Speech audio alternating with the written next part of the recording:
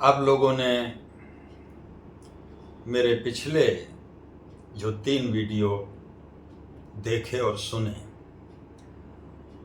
उनमें मैंने मन की एकाग्रता, तल्लीनता, तन्मयता और विषय के साथ में मन और हृदय का संपूर्ण जुड़ाव, इन बिंदुओं की चर्चा की।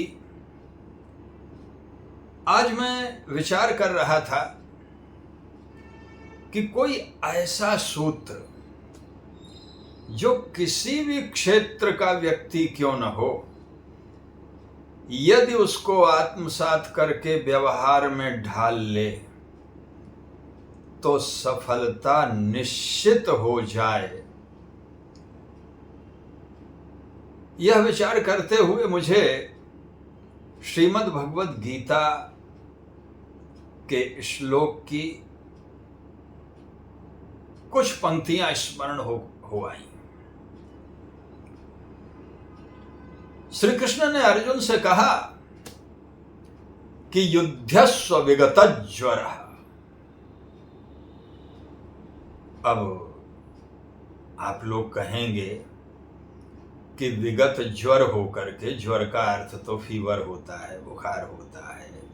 बोले बुखार से रहित होकर के अगर आप कार्य करते हैं तो आप विजयी होंगे।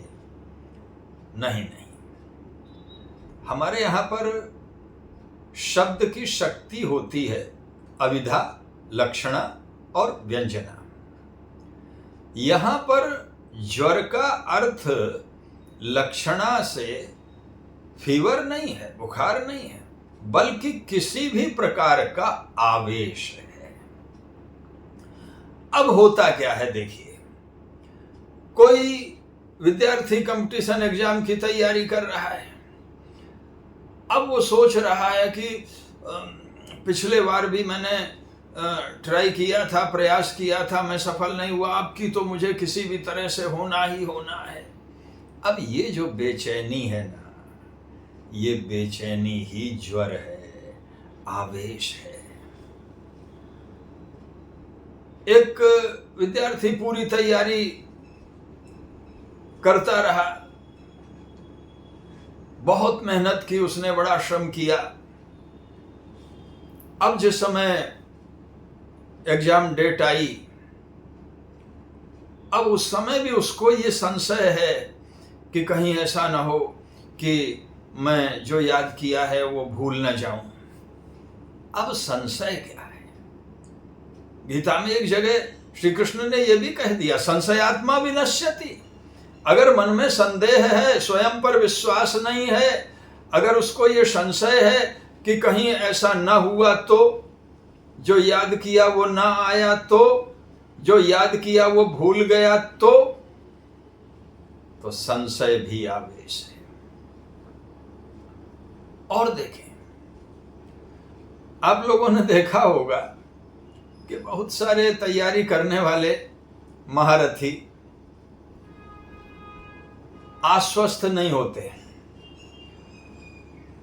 एग्जाम के सेंटर के आसपास भी कुछ न कुछ पढ़ते हुए दिखाई दे जाते हैं। अरे बाबा, खुद पर भरोसा रखो, वही तो तुम पढ़ रहे हो जो तुम कल भी पढ़ चुके हो, पहले भी पढ़ चुके हो। पर उसे भय है कि कहीं मैं भूल न जाऊं, तो भय भी एक प्रकार का आवेश है। और जब ये भय होता है ना, तो व्यक्ति की मुस्कान छिन जाती है, स्वयं पर विश्वास खत्म हो जाता है, और भय के कारण से जो याद है वो भी कई बार भूल जाता है। तो भय भी एक प्रकार का आवेश है। और देखें, अब उसको एक लोभ है कि ये वाली नौकरी तो मुझे मिल गई तो बहुत अच्छा हो जाएगा, सब कुछ बढ़िया हो जाएगा, है ना, सबकी इच्छा है। अब लोभ है। अब लोभ के कारण से कि ये मिलना ही चाहिए, ये मिलनी ही चाहिए। ये जो लालच है, ये जो लोभ है, ये भी एक प्रकार का आवेश है। व्यक्ति तनाव में है कि अगर नहीं हुआ सफल तो क्या होगा, तो क्या होगा। चिंता में है, चिंता भी आवेश है।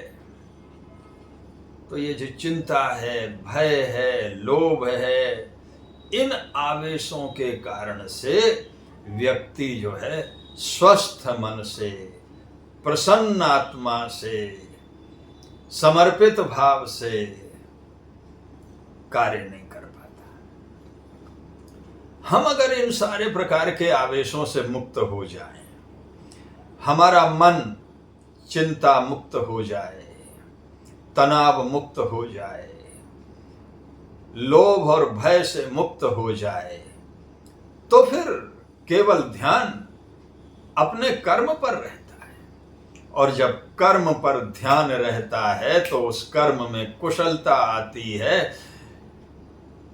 फल प्राप्ति के बाद में प्राप्त होने वाला आनंद उसे कर्म करते हुए ही प्राप्त होने लगता है।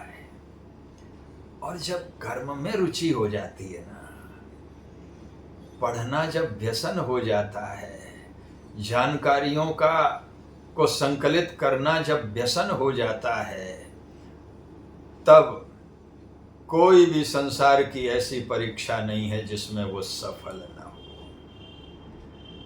इसलिए श्री कृष्ण ने अर्जुन से कहा कि युद्धस्व विगत ज्वर। ये भूल जाओ अर्जुन कि जीतना है कि हारना है। मोह को भी भूल जाओ, लोभ को भी भूल जाओ।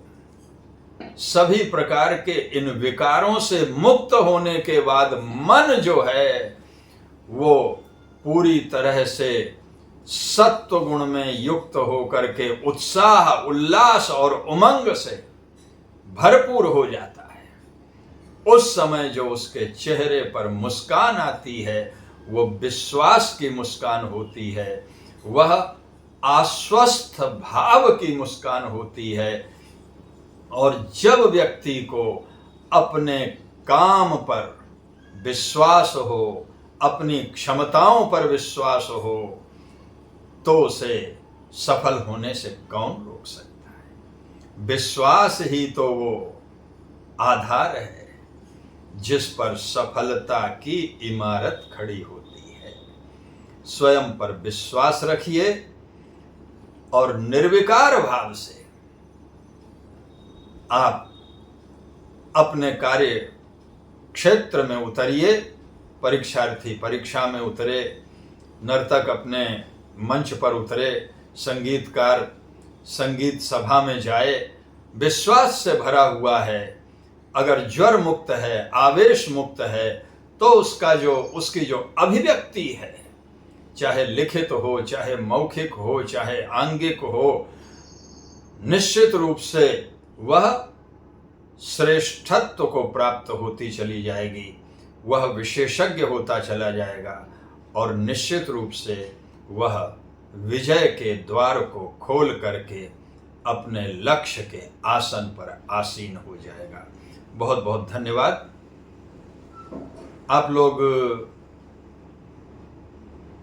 इस वीडियो को जिन्होंने पहले सब्सक्राइब नहीं किया है, चैनल को सब्सक्राइब करें और बेल आइकॉन को दबाएं। और साथ ही अगर कोई कमेंट देना चाहें तो स्वागत है। धन्यवाद।